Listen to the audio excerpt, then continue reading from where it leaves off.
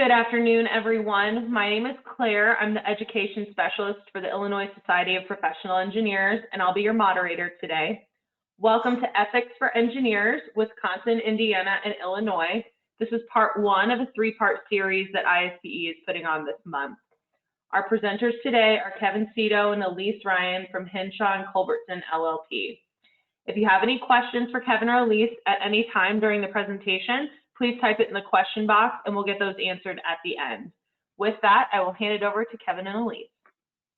Thank you very much, Claire. So we're very pleased to be with you today. Elise and I have made several presentations on engineering ethics over the years, mostly to ISPE in this webinar format every 2 years here for several occasions. Elise and I spoke to the national meeting of the National Council of Structural Engineering Associations a while back. And as you can see here, as we look at our first slide, our goal here is to give you a bit of a refresher about ethical practice for Illinois PEs, Wisconsin PEs, Indiana PEs, and we're also going to cover, as you'll see as we go through this, some references to the Illinois structural engineer ethics as well. The good news is that for Illinois, SE and PE are virtually 100% the identical thing, so not much to be found there as any surprise. But our point though is, let me back up just 1 second. Obviously ethics is important, and what I have found though over the years in talking with engineers is that almost never does an ethical question arise or an ethics question arise, and yet the question remains though, when it does arise, will you know what to do? Will you be ready to respond? And that's one of the things that we're going to try to cover today as we go through these various learning objectives. We want you to know the key rules, the key features in all 3 states. Today we're going to focus predominantly on Wisconsin and Illinois, with the next 2 Wednesdays featuring Indiana more so. We want you to have a sense of the purpose and how to get advice. What's very important is knowing whether ethical violations need to be reported, because that's where you can get in problems, even if it's not your own ethical lapse to begin with, or at least a purported ethical lapse. The question is, what do you do if you do find one that comes along, and when do you report, when do you not? So like Kevin said, one of our objectives today is sort of for you to understand what to do, where to look when an ethical question arises. So to point out some of the sources of ethics laws for Illinois PEs and SEs, the standards of professional conduct are found for Illinois at the rules that we've listed here on this slide. And Kevin and I have done that throughout the presentation. For ease of access, there may be references here to rules, and wherever we could, wherever we thought they were relevant and applicable, we inserted those rules for your review as well, so that you can go back and look at them if the need does arise. So those are the Illinois ethics rules. If we look at the next slide, we have the Wisconsin PE ethics rules as well. There's an interesting sort of characteristic about the Wisconsin rules in that they have grouped together all of these different practices in the same sort of code of conduct. So in Wisconsin, architecture, landscape architecture, professional engineering, designing, and land surveying are all found, sort of grouped together under conduct at those chapters designated 2, 8, and 13. So in addition to the sources of ethics rules that are written or codified by the state, there are also administrative agencies and state agencies like the PE board that interpret these statutes and provide insight and sometimes even their own standards of professional conduct. So it's important for you all to know that those exist as well. And if you are a member of a state agency, or if a member of even a state organization that has its own code of conduct, you're going to want to look at those as well to ensure that you're aware of what each organization, along with the state, expects of you in your practice. And then the other thing that we also wanted to point out was that court decisions can also be a source of ethics rules as well. So administrative agencies that take action against, an engineer or an architect by revoking a license or something like that, when they are appealed, they end up in court, and those court cases are then, decided, and a ruling is written up by the courts. So those court rulings can also provide some insight as to the interpretation of ethics rules of a certain state or administrative agency. Additionally, yet another source of ethics rules that you all should be aware of are the multiple states in which some of you may be licensed. So if you are licensed in Illinois and Wisconsin, or even Illinois, Wisconsin, and Indiana, you do need to be aware of those ethics rules in each state in which you are licensed. And one of the ways that that becomes apparent is the state rules on reporting of any sort of disciplinary action. So we posed the question here: what happens if you're disciplined in one state? What effect, if any, does that have on your license in other states? The answer is plenty. And in order to show this to you, we've highlighted the Wisconsin requirement here, which is a fairly specific one, as you'll see. So Wisconsin requires that engineers must notify them in writing within 48 hours of a disciplinary action in another state. Not only do you have to notify the state in writing within 48 hours of the adverse determination, but you also have to provide documentation that demonstrates what adverse determination or disciplinary action was taken. So they do require sort of that physical evidence component to this as well. In addition, Wisconsin also further clarifies this by saying that this disciplinary action or adverse determination can concern the ethics rules or other federal or state laws related to the practice of an architect, landscape architect, professional engineer, designer, or professional land surveyor.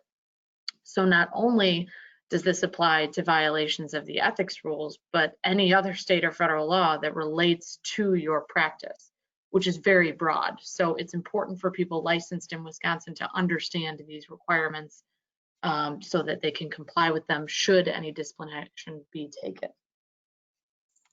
Well, Elise is quite correct about that, because the Wisconsin thing is the most strict requirement I've seen anywhere. There's nothing like that in Illinois or Indiana. And when you think about how your licensure is really not state by state, I mean, in one sense it is, but on the other hand, from an ethical disciplinary point of view, it's suddenly as though all of those states are instantly connected. And that's something to bear in mind.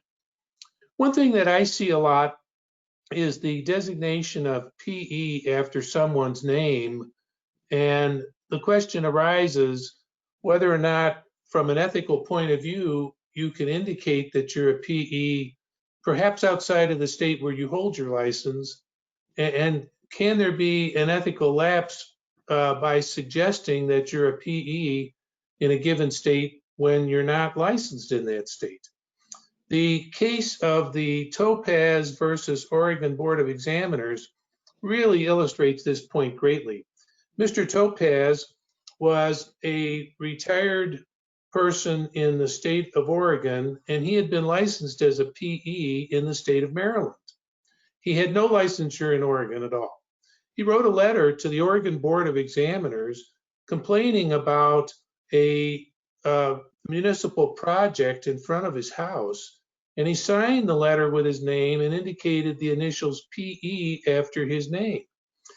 It's hard to imagine that he could have made a bigger mess than he did, because when that letter arrived, undoubtedly the Board of Examiners immediately looked to see if Mr. Topaz was listed on their roster of professional engineers. They quickly learned that he was not. They issued a disciplinary action against him. He said, well, I'm still very knowledgeable about professional engineering, even if I'm not licensed in Oregon. Suffice it to say, every argument he raised was dismissed out of hand, and he was fined, I forget now if it was maybe $250, not a gigantic sum of money, but he took the case not only through the Board of Examiners process, he then went to the trial court. After he lost there, he went to the appellate court, he lost again, and then he asked the Oregon Supreme Court to reverse the decision. They declined to hear the case. It's very interesting reading, though, in terms of, dare I say it, what not to do about suggesting your licensure is, shall we say, extraterritorial. The key point from an ethical point of view is that your PE designation is lawful for the time and place where you were licensed. It's not a degree like we are used to seeing in society where someone might sign her name Susan Jones, comma, MD.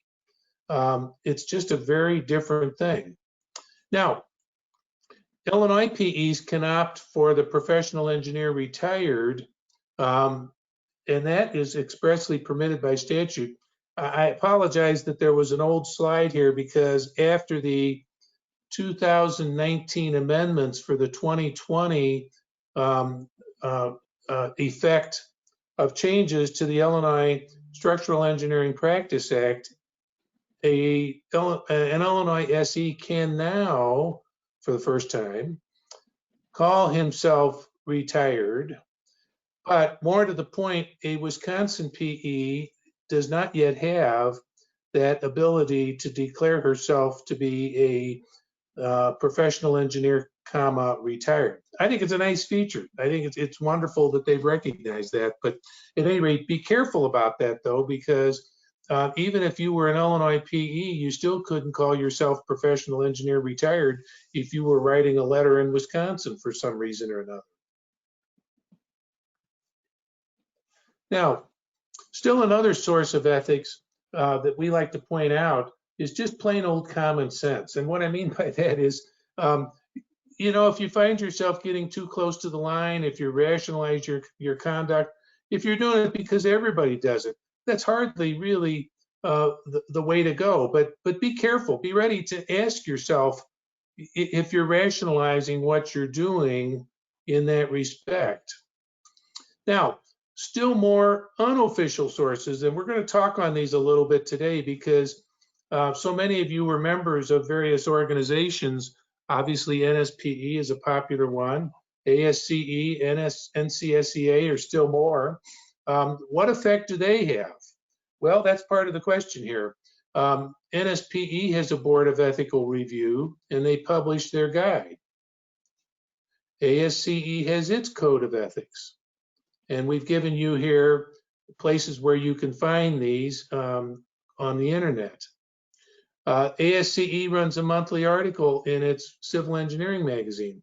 I get that magazine. I read the question of ethics column every month.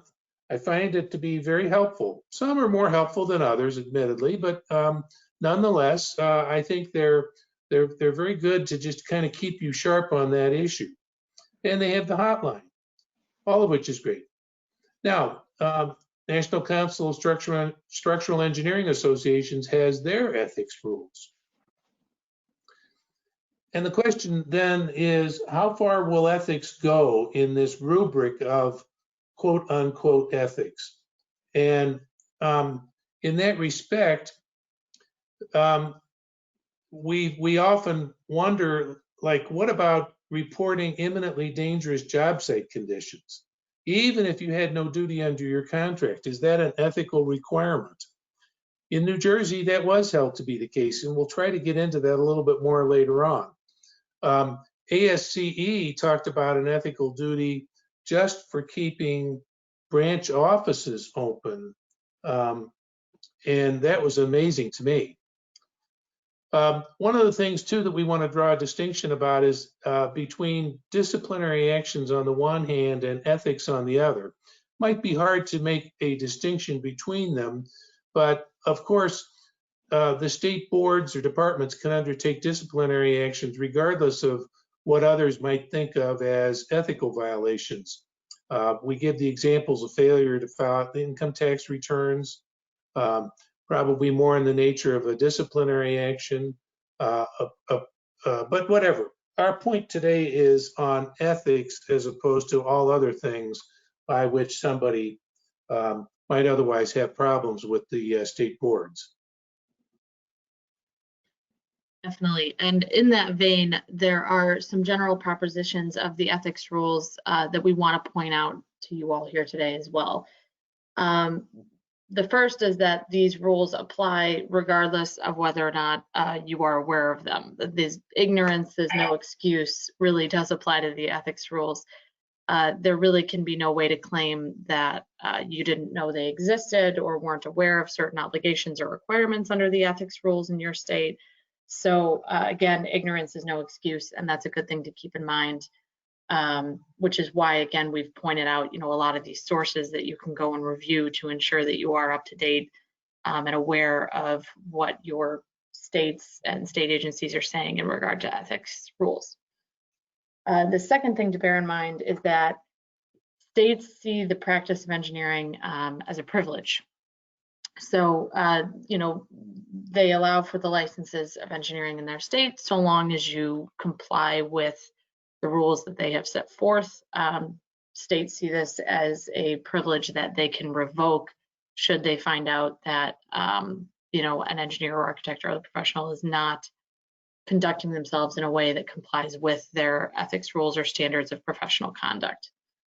Again, you want to keep in mind that public safety is paramount. That's a theme that we're going to come back to a couple of times in this presentation, but that really, in terms of the state's hierarchy of goals, is really number one.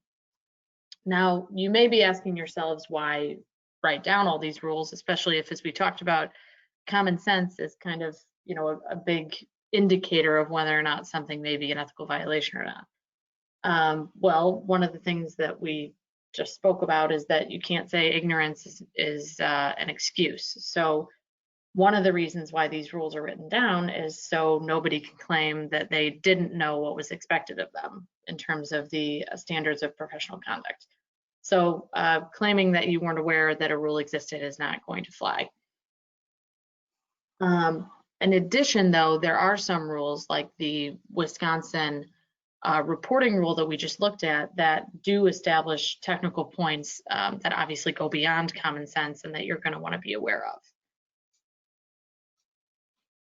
In addition, there are certain states that have what we are calling catch-all provisions. So you may ask yourself, well, if there's no specific written rule on it, does that mean that I'm off the hook, or that there is no requirement or otherwise rule on that topic?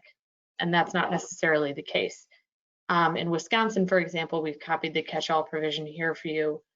It defines misconduct as an act which jeopardizes the interest of the public, including any of the following, and then it continues to list some examples. Even as a lawyer, we think that's pretty vague. So Wisconsin is simply defining misconduct as an act which jeopardizes the interest of the public. So that really is what is a very broad catch-all provision that can obviously sort of grab a lot of different conduct just so long as they can conclude that it jeopardizes the interest of the public. Which again brings us to our next point, which deserves its own slide because public safety, again, is paramount in the eyes of every state, and certainly yours too. And then another sort of tidbit that we like to highlight for people in their consideration of the ethics rules is that in cases of disaster, especially when we're talking about bodily injuries or deaths, the greater the disaster, the keener the hindsight becomes. So Kevin and I deal with lots of cases where, there may or may not have been a mistake made, something goes wrong in a construction project, and it results in bodily injuries, sometimes even catastrophic injury or death. And what's always true in those cases is that the level of scrutiny goes way up when the injury is higher. So it's one of those things where, like we say here, hindsight's always 20/20, and you're going to want to try and conduct yourself in a way that keeps that in mind, that if something were to happen, your conduct is likely going to be scrutinized, and you want to make sure that it holds up to the standards of professional conduct that you're held to. Again, the important rule of thumb here is that public health and safety really is the paramount concern when considering ethics rules. The important thing we want to highlight as well is that this relates to decisions that you are all making in regards to your own license. There may come certain times, although they may be rare, where a client or an employer, has wishes that may contradict public health or safety. And if that does happen, we want you to keep in mind that your license and registration is yours. And should the state or other agencies conduct a review to determine if there is an ethical violation, it's your license that's at stake, not your clients and not your employers. So it's important that you keep that in mind, that you are sort of the principal of your own actions. And as we look at public health and safety specifically in Illinois, this actually is codified, that PEs and SEs shall at all times recognize that their primary obligation is to protect the life, health, property, and welfare of the public. So in case there was any question, Illinois has specifically said that you must recognize public health as a primary obligation. They continue to say that PEs and SEs, if their professional judgment is overruled under circumstances where life, health, property, and welfare of the public is endangered, they shall notify their client or employer and public authorities as appropriate.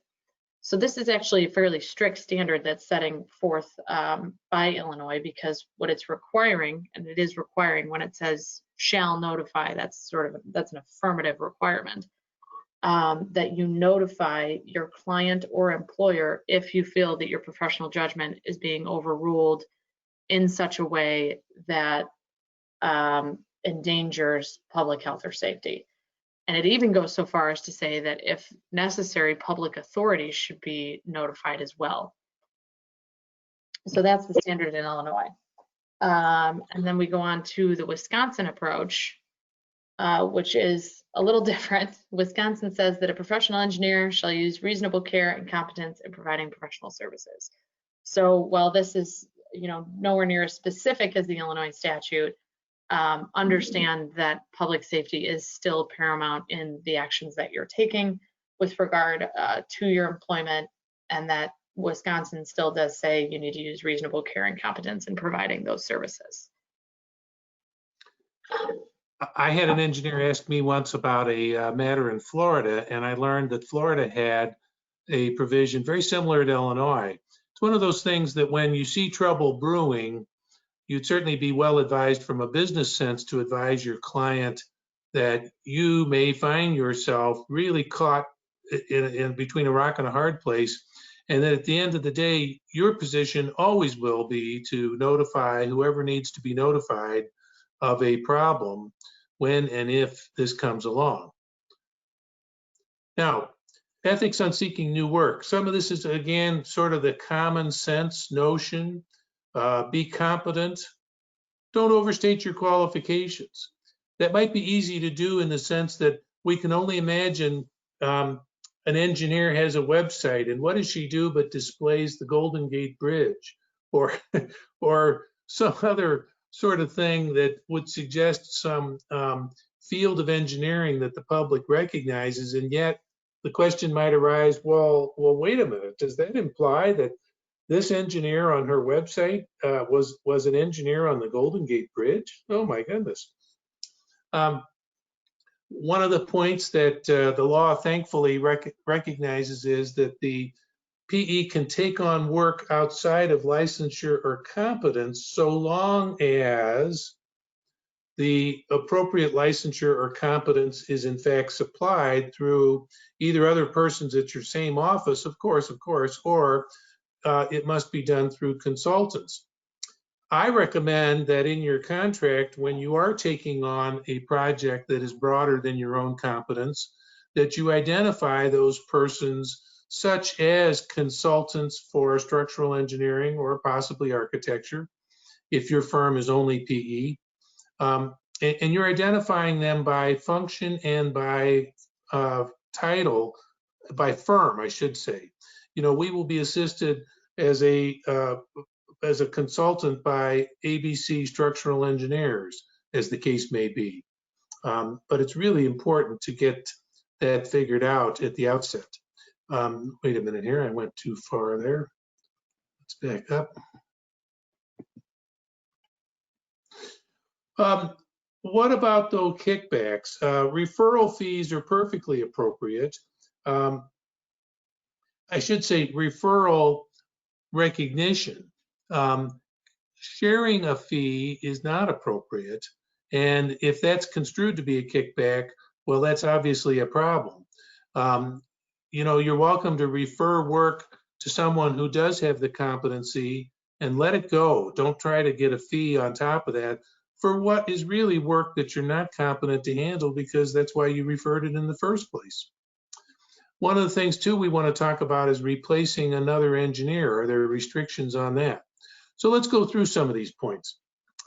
Illinois says that you should be qualified by education and experience in the specific field of engineering or structural engineering, as the case may be.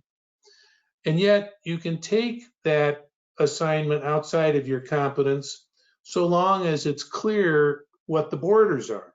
I would suggest to you that this is where problems can arise.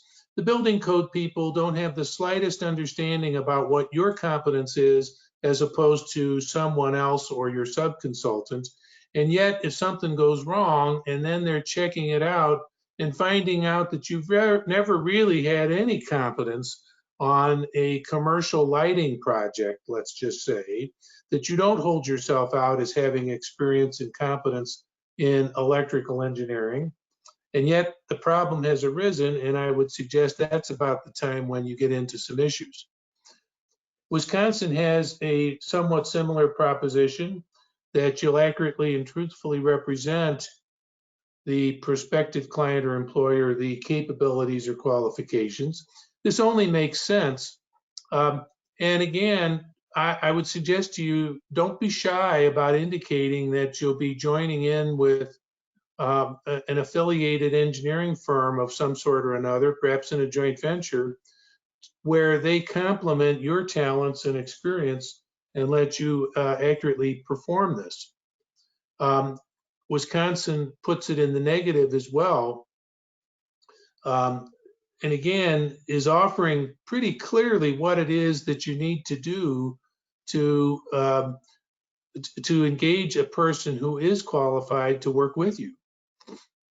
Not surprisingly, in Illinois, the engineer can't misrepresent or exaggerate responsibility.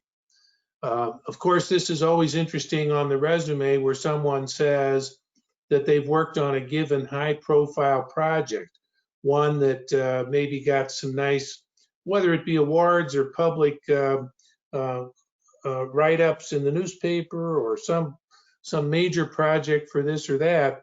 And then suddenly, maybe the engineer straining to get the new job embellishes perhaps just what he or she really did on that wonderful project that's under discussion. That can be a problem. And so Illinois goes on to say, and I mentioned this earlier about the kickbacks, you can't buy the work, so to speak. Obviously, this can be a little tricky under the circumstance, but notice that it says that it is indicating there any commission, any political contribution, any gift. Sometimes people say, oh, come on, you know, it's just a gift of maybe $25. Gosh, can't I take the person to lunch?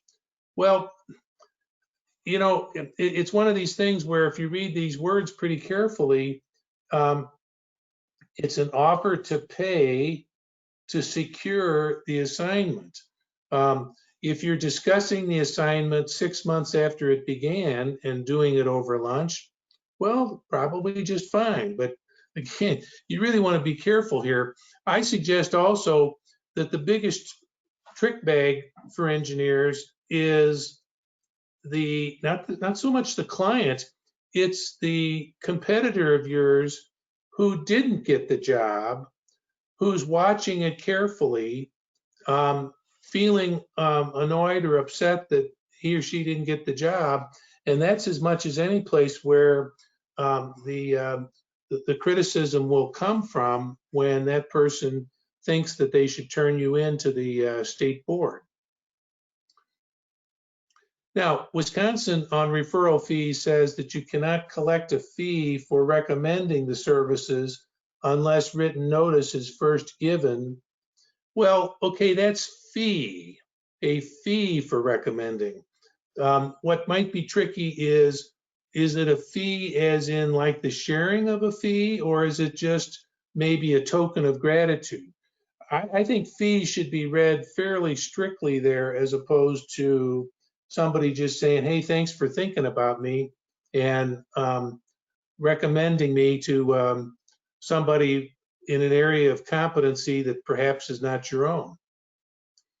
One of the things that the law talks about, and it uses the expression puffing, which is a way of saying that you're saying things about yourself or your colleagues that perhaps is not literally correct, but it's a matter of opinion. For example, Sally is the best professional engineer when it comes time to analyzing blah, blah, blah.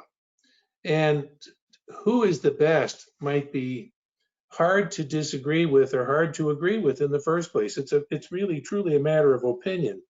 Puffing has always been accepted. Just like if you were at the famous used car lot and the guy says, this is one of the best used cars I have on my lot. And you might say, oh yeah, sure, right. But the point I'm getting at is saying that you are experienced and qualified is fine so long as there's a particularly strong element of truth in there. The problem becomes when people start talking about qualifications or experience that they just didn't have in the first place. And that's where it's going to go too far. Now I'd like to talk about a different element for a minute, and that is replacing an original engineer. In this instance, the NCSEA, dealing with structural engineers, is addressing that. And in its code of ethics, it tells its members to decline an appointment to supplant the original structural engineer when you're not clear whether or not the original structural engineer has completed the work, has finished up the contract, has severed the relationship with the client. Now, this becomes a question when it comes time to peer review assignments, because what happens if you're asked by, let's say, an owner or an architect who's questioning whether or not the original engineer has the correct approach, the correct solution, and they come to you as an engineer and say, would you look at this work? Now, if you're a member of NCSEA, there's a concern about that, of course, because if there's doubt which exists, you're supposed to decline the appointment. Let us stress that these various association ethics do not have the force of law. You can be a member of NCSEA, NSPE, ASCE, and you might risk losing your membership if you don't follow their code. But that this one I have up on the screen right now is simply not something that is recognized by state law.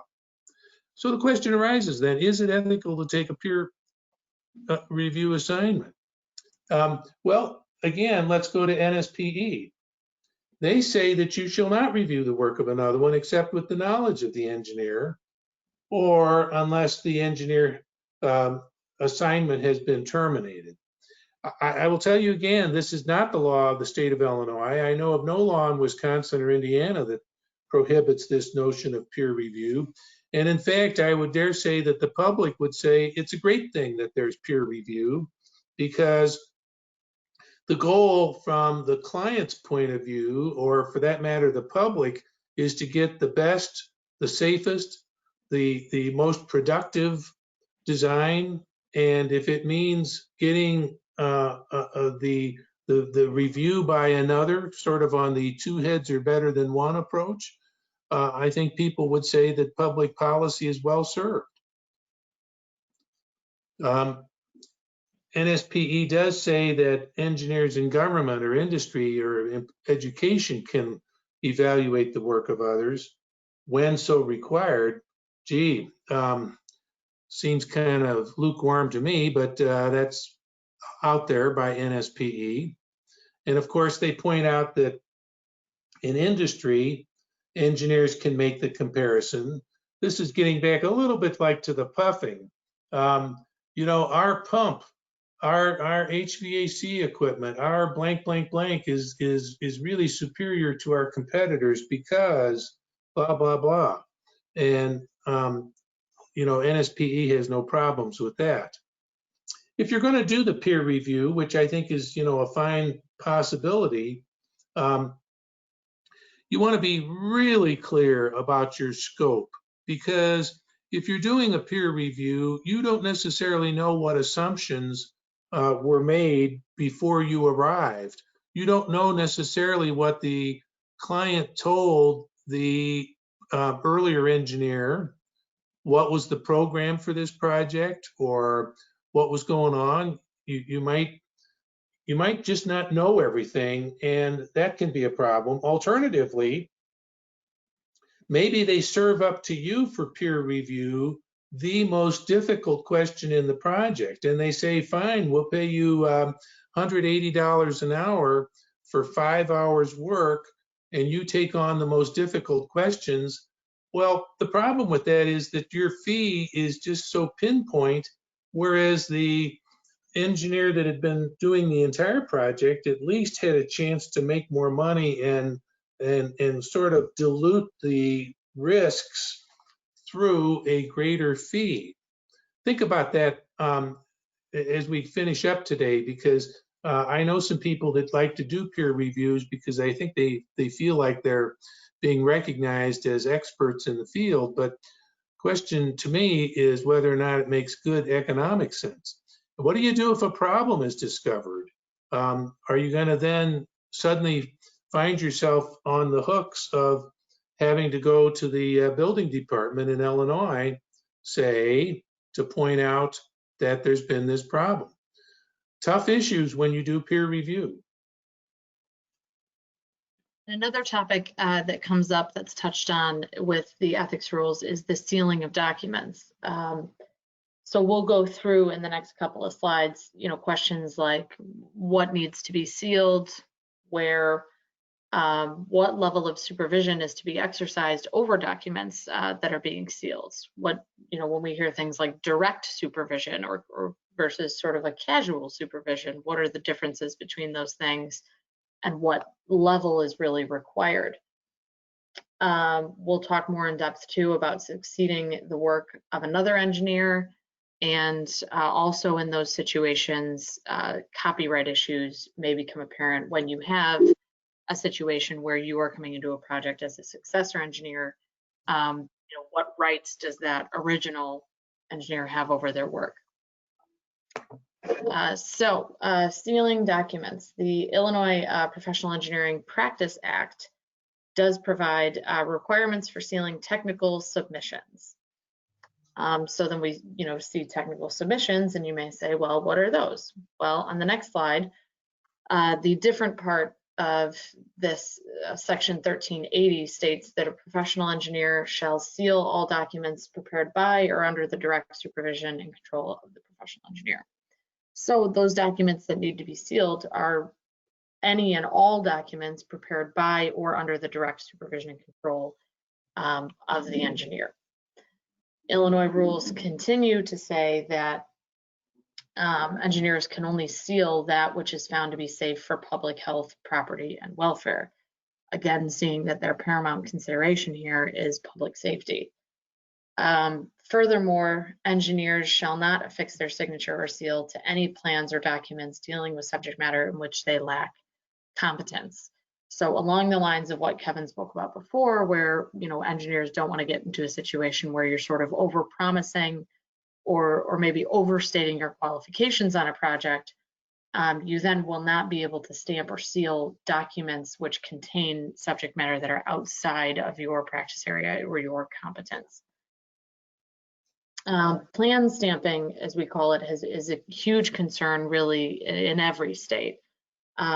You know, every state has an interest in not having engineers stamp or seal documents which they haven't directly drafted or had a very heavy role in reviewing. We see in Illinois that the rules specifically state that an engineer cannot affix their signature or seal to any plan or document not prepared by them or under their direct supervisory control. So you want to be very careful in terms of situations where, you know, you have an engineer working at a firm and they are presented with documents, and, you know, their supervisor may say, look, these were drafted by somebody who is out of state, who's dealing with a project in Illinois, and they just need your signature. Or, you know, these were drafted by an engineer whose, you know, license is expired, but, you know, they're in the process of renewing it and they just need you to stamp these. You know, they're good. I, you know, respect and I, you know that the person who drafted them is very competent. Those situations, obviously, you don't want to be involved in, and you don't want to stamp or seal any document which you have not, again, either prepared or someone has prepared under your direct control. Plan stamping, as we see in Wisconsin, there is a different approach. Well, not a different approach, just different statute, same approach. Plans, drawings, documents, specifications, or reports must be prepared by the PE or under his personal direction and control. Again, these states have an interest in engineers either drafting these documents themselves or being heavily involved with the drafting, such that they are directing and in control of the drafting of these documents. It is important to note that if you are a PE working for another PE under her personal direction and control, you can stamp. So this isn't to say that never can you stamp a document that you haven't prepared, but it's just that you would need to be heavily involved with the drafting and review of that document. Wisconsin rules do specifically warn against, you know, a casual or indirect supervision. Again, maybe where you have two engineers and, you know, you trust the competency of the other engineer, and so you just stamp the documents. That would be a situation that these states are really trying to avoid. The amount of supervision required really is a sort of direct control, as you see in all those statutes. So if you don't feel comfortable standing behind everything that's been drafted in those documents, then they shouldn't be stamped. And again, we see sort of our themes of, you know, complying with the ethics rules come back here, and that 2020 hindsight issues will arise. In the event that something goes wrong, your work will be scrutinized, and if there is an issue, something like that will be unearthed. No doubt. And we see another Illinois PE rule with PE sealing the work of others. 1380 Part 300 states that in circumstances where a licensee in responsible charge of the work is unavailable to complete the work in instances such as death, incapacity, termination of employment, or relocation, a successor licensee may take responsible charge by performing all professional services, including design criteria, recalculations, code research compliance, any other necessary and appropriate changes to complete the project. In addition, it states the successor licensee shall have control of and responsibility for the work product and the signed and sealed originals of all documents. So here we see Illinois taking a stance where, you know, obviously a PE can come in and finish work if there is an issue like death, incapacity, termination of employment, and then they would become a successor PE in that situation. But what we see here is Illinois requiring that that successor PE then come in and perform all professional services and any other services necessary, along with appropriate changes to complete the project. They also charge that successor PE then with having control of and responsibility for the work product originals that were created by that original PE. So just important things to understand, that when you do come in as a successor PE in one of these situations, you then have the responsibility for carrying that project forward, and you take responsibility for those original documents as well. And we go further as to ASCE sealing documents of others. Unlike the wording in the PE Act, you see the wording in the SE Act is as follows. A licensed structural engineer may seal documents not produced by the licensed structural engineer when the documents have either been produced by others working under licensed structural engineer's personal supervision and control, or when the licensed structural engineer has sufficiently reviewed the documents to ensure that they have met the standards of professional skill and diligence. The key thing here is that Illinois PE and Illinois SE, and for that matter, Illinois architecture, are all different. And if you find yourself in a situation where you're asked to succeed to another professional, frankly, it's time to get out the statutes and look at them carefully, or the rules that are under the statutes, and make sure that you understand precisely what you can do and what you can't do. Let's see, why don't we go on to this slide about Wisconsin sealing the work. Do you want to take this, Elise? Sure. So we've talked about Illinois moving into Wisconsin. They have certain requirements set forth for filing public documents when you are sealing work of others as a successor PE. So in that situation, the successor must have prepared by any architect or PE in any state, must bear their signature and seal. So the documents have to be sealed.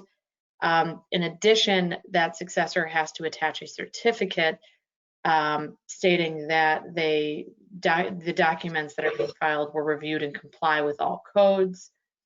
Again, the concern here is public safety. They want to make sure that even though you're coming in as a successor PE or architect, that you have reviewed these documents, that they do comply with all codes. In addition, the new architect or PE is going to be responsible for supervision of construction as required. And we even see a requirement here where if the original architect or PE is registered in Wisconsin, then they need to provide information as to why they are not submitting those documents. So not only does Wisconsin have requirements that bear on the successor architect or PE, but they require an explanation if the original architect and PE are licensed in Wisconsin as to why they are not involved with the project any longer, which is an interesting requirement. Well, it is interesting because we see that that's very different from the Illinois approach altogether. Again, I urge, if you're asked to seal the work from somebody else or you didn't do it yourself, it's time to get out the rules and look carefully. Definitely. You want to be very aware of what each state says that their rules are on sealing the work of others. Another issue that can come up with being a successor engineer or architect on a project is the issue of copyright with the original work.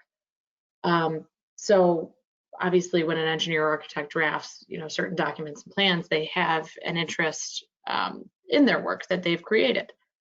So how do you deal with that moving forward as a successor, where you're required by the rules to sort of take ownership of that original work and carry the project through fruition? And one of the ways that you can guard against future claims is to get a release or an assignment from that predecessor, that original engineer. So we can, you can draft an agreement where they recognize that you will be the successor engineer coming into the project, and therefore will be taking over the plans and drawings as they go forward, and that this person is relinquishing their right to a copyright interest in their work. But you do need to be careful in these situations, just to recognize again that there are very different rules as they relate to PEs, SEs, and architects, and in different states. So make sure that you are careful to toe the line when taking over another professional's work on a project, and that you are protected, or that you are protecting yourself in doing so as well. I would like to emphasize that too. It's not just an ethical issue here. It's very much a business issue, because what if the original engineer had a falling out with the client, And then maybe even the original engineer has filed a mechanics lien action because he or she didn't get paid. How likely is it that they're going to give you that release or assignment?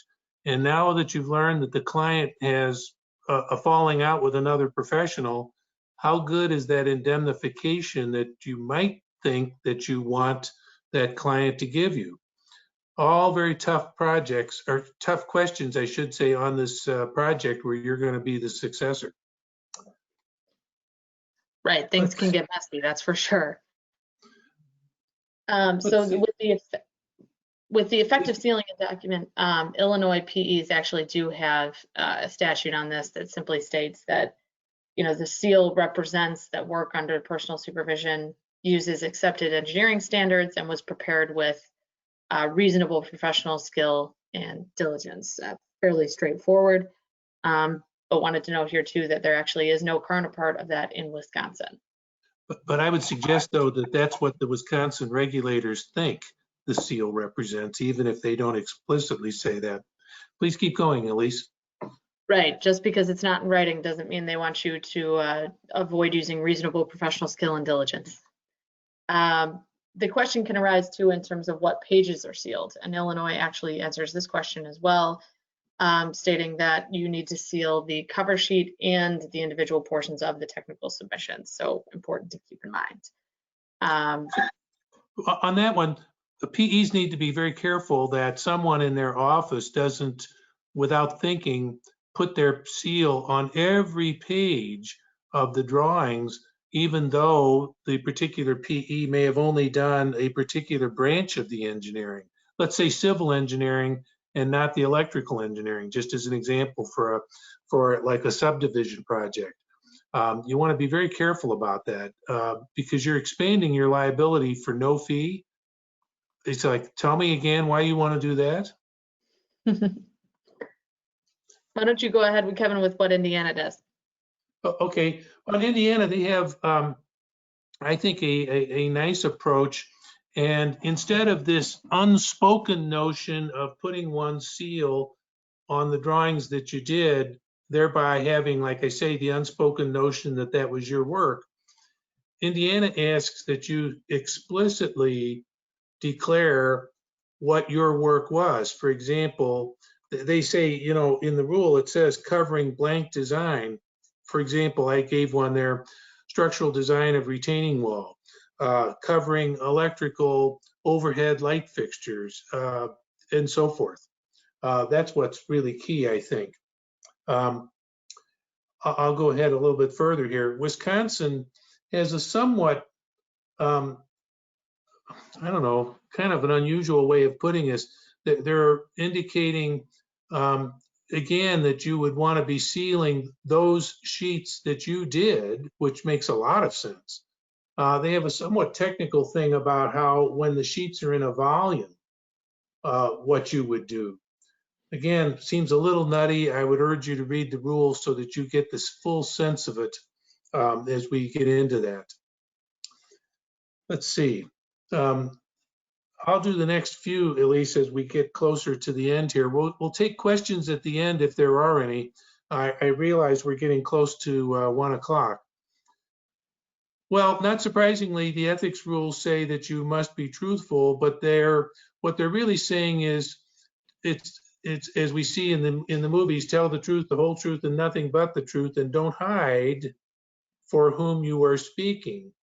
Don't hold back the idea that you're really perhaps touting a given project because you're about to be retained, you have been retained.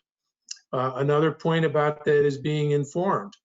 Know what you're talking about if you're actually addressing the issue. I've made the comment that I watched 60 Minutes where they interviewed engineers in California talking about the Millennium Tower. And as I watched, I noted how very, very, very carefully people who were being interviewed put limitations on their otherwise broad opinions that 60 Minutes was trying to get from them. And they would say things like, well, I'm not the engineer of record. I haven't looked at all of the drawings, but it strikes me, though, that I just happen to know from a geotechnical standpoint that the soft clays found in this part of San Francisco, blah, blah, blah. Well, they were couching their comments in what they did know instead of that which they did not. Conflicts of interest is always a big deal.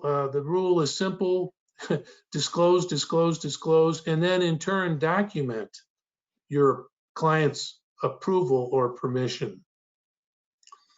Illinois says to conscientiously avoid conflicts, and if it's unavoidable, disclose promptly what the conflict is. Indiana has a somewhat similar rule as well about a duty to inform. Wisconsin goes a little further in that respect, though. It says immediately inform, but it also says don't proceed without the full approval and consent. And stronger than most states, it says that you should withdraw if you find yourself in a position where you can't faithfully perform the work because of the conflict. Illinois notes about the importance of the full disclosure and receiving consent. Sounds like common sense, but sometimes people want to kind of skirt the edges. And when it says receives consent, I would suggest to you that that consent is what you need to get documented, as opposed to just a comment over the telephone. Conflict of interest in Illinois: don't solicit consideration for specifying the products of a given supplier. Again, seems to make some common sense. We're going to move a little bit quickly here. Illinois says don't accept any gratuities.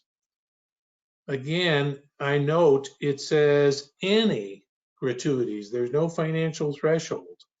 And you want to be very careful about this, because again, the question is, maybe it wouldn't have made any difference. Maybe one product is as good as another.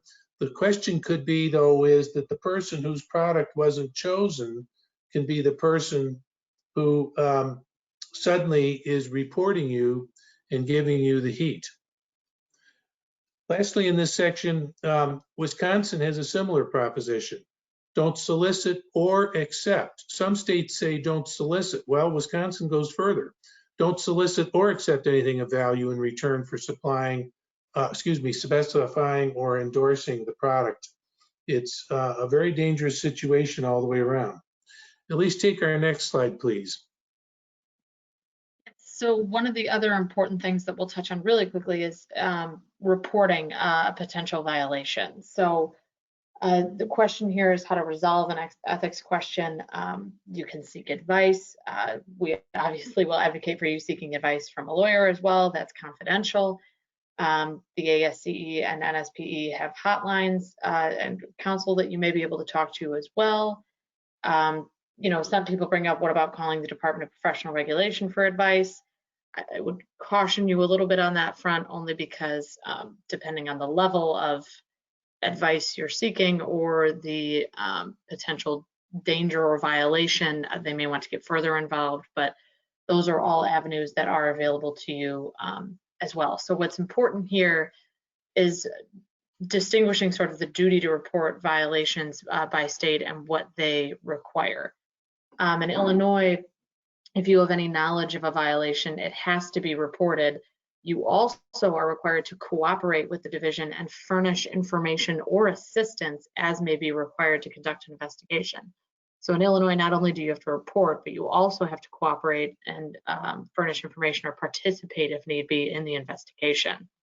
Wisconsin, we see, has a similar rule as well. They say that the PE has to assist in enforcing the laws by reporting violations, and also has to furnish the board with information. So also we see the requirement to furnish information here, indicating that anyone may have violated provisions or rules of that state. Indiana, we see, is the one that's a little different here, which just says that you do have to report, obviously, violations in writing, but and cooperate as needed. So it's a little vague. It doesn't necessarily affirmatively require production of documents and cooperation investigation, but it does say cooperate as needed, which could involve those things. So it's important to know under Illinois, Wisconsin, and Indiana, obviously you do have the duty to report violations. The question of what you may have to do beyond that depends on the state. So let's talk then about NSPE's duty to report. Not surprisingly, they take the position that the engineer with knowledge shall report and cooperate. You need not report to NSPE itself. In fact, I don't think that's a great idea at all. What you're really doing is reporting to, as they say, the appropriate professional bodies.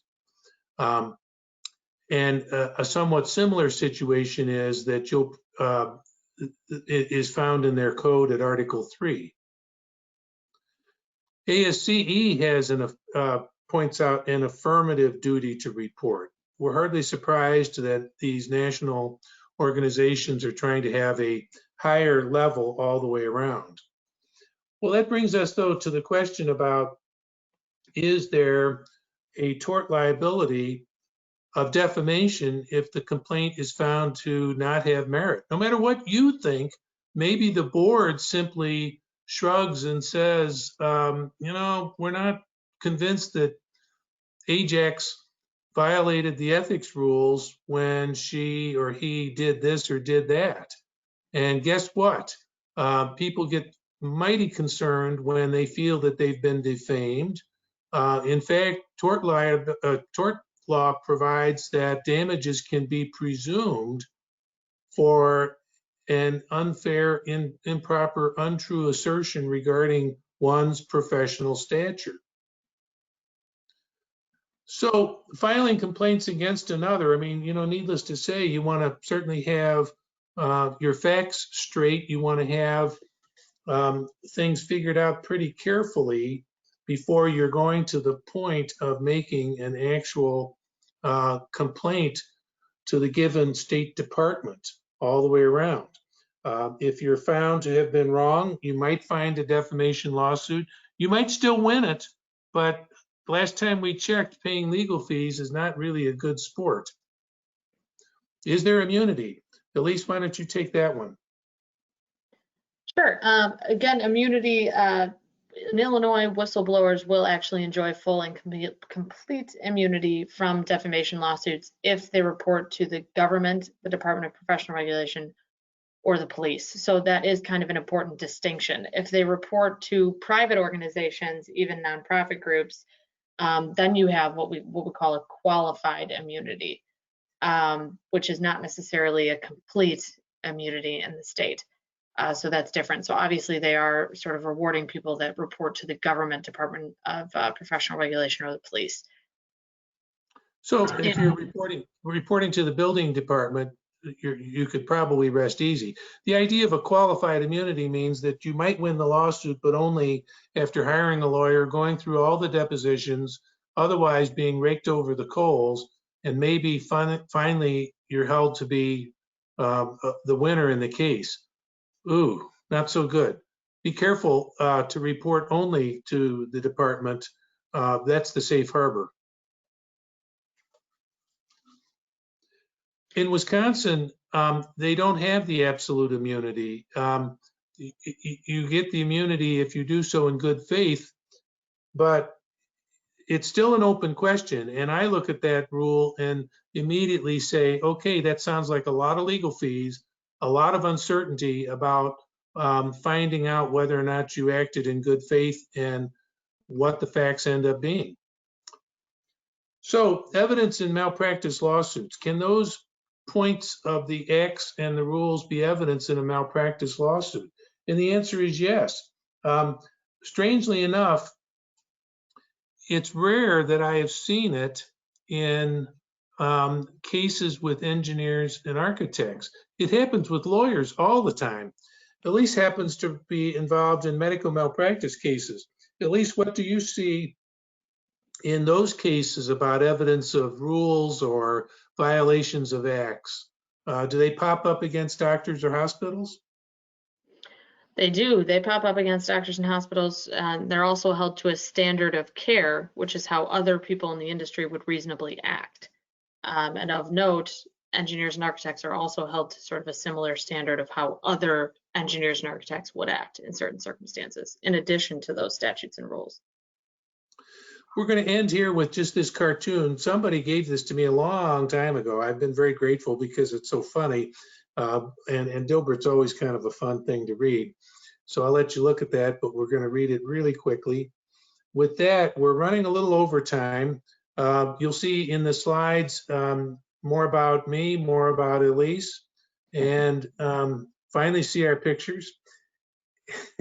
And on that note, we'll ask Claire if there are any questions that we can field somewhat quickly here. We do have a few questions, so I'll get started on those. The first one is, if you're working in a state you're not licensed, can you put PE parentheses IL to clarify where you are actually licensed?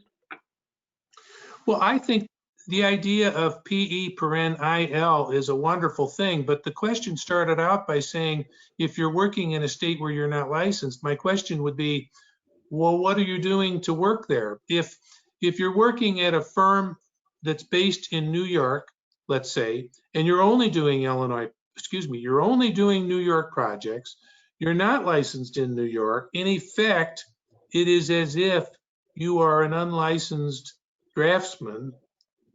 In that instance, I suppose you could do that, but I would say that that's kind of tricky. But yes, putting PE paren Illinois is a good practice as opposed to a bad practice. Okay, the next one is, the City of Chicago requires stamping of excavation drawings, for example. In that case, we've added a line with the stamp stating stamped for review in relation to geotechnical components and properties on fill in the blank date. What is your thought regarding to this as planned stamping? Well, but you're reviewing though,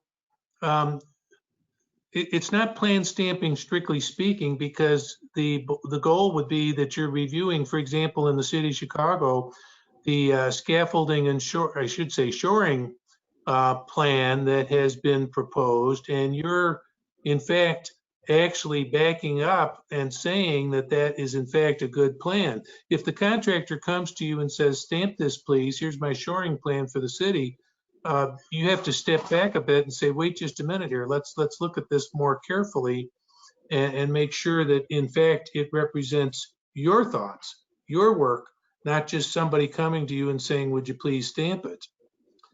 I'm hoping I'm catching the drift of the question there, but in general, if it's your work, by all means, go ahead and put whatever reservations you'd like to put on there so that it's clear that you're not overstating your work. But just because the contractor came up with the plan doesn't mean that you should be endorsing it without your own, without it being your own work. So the next question says, if my recommendations with regard to a project that impacts public safety are overruled by my employer/client, am I obligated to report that? If I fail to do so, could my license be in jeopardy?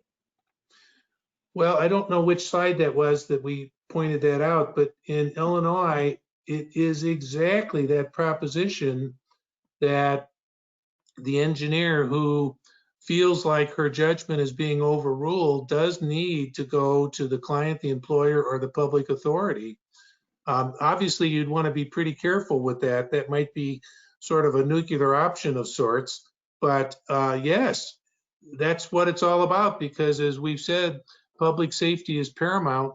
And if they believe that you went along with a questionable approach that just wasn't found to be safe, and it's especially so when judged in hindsight, you're either part of the solution or part of the problem. And they're giving you the out by becoming part of the solution. And if you choose not to take it, I'd say that your license very much can be on the line.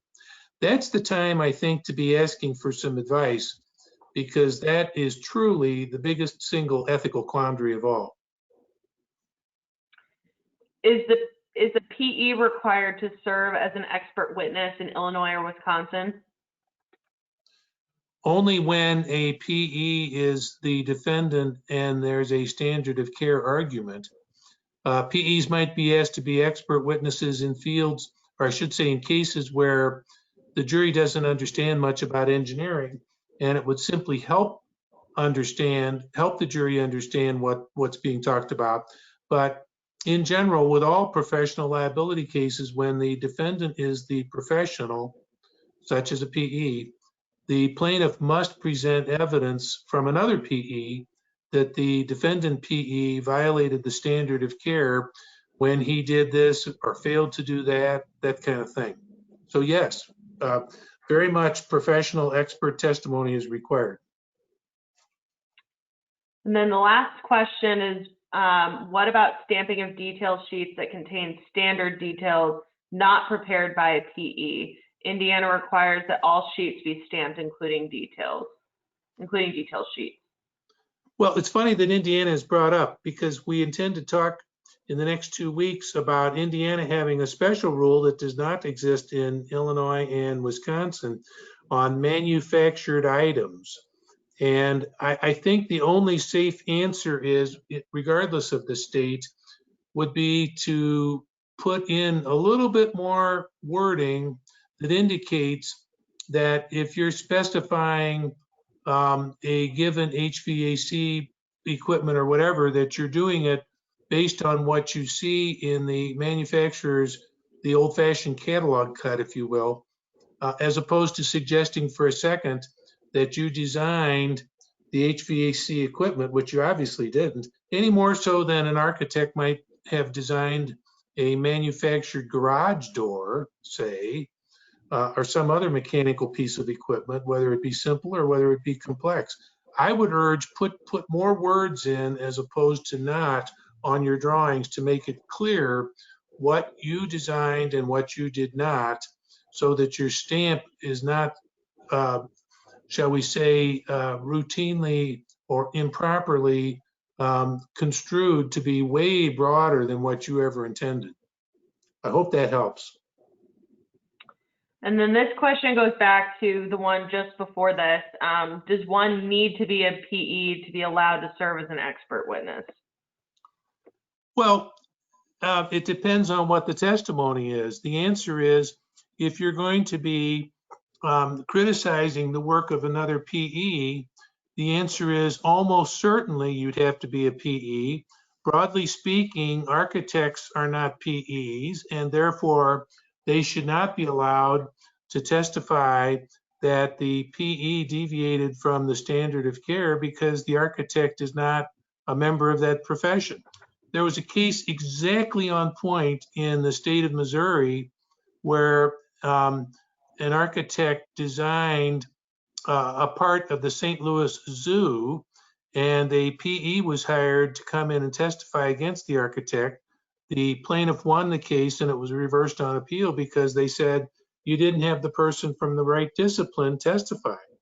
That is very much developed in Illinois medical malpractice law, where doctors used to testify against nurses, and now, generally speaking, the rule is nurse against nurse, doctor against doctor. In fact, don't bring in a radiologist to testify against a neurologist.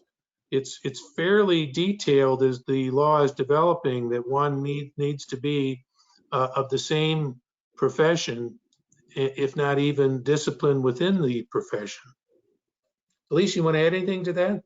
I was gonna say, especially if you want to win the case, you're looking for experts that are dealing with the same subject matter, even maybe within the same discipline, in order to sort of give a compelling, review and opinion. I'm looking for competitors, quite frankly, to testify, because I figure it's the people that can say, well, I've done ABCD projects just like so-and-so did. Somebody that's in the same area of practice, hopefully the same geographical area, as close as can be. I think that works best. Right. Anything else, Claire? Okay, so I think that wraps up our webinar today. I'd like to thank Elise and Kevin for their time. We have 2 more presentations coming up in the next couple of weeks. I'll be sending out an email again this evening to all of our attendees. I will be sending the handouts and the quiz your way. Again, I'd like to say thank you to our presenters, and I hope everybody has a wonderful rest of their day and stay safe. Thank you very much. We've enjoyed the chance to present this very interesting subject of ethics to the Illinois PEs. Thank you. Yeah, We thank you very appreciate it. much.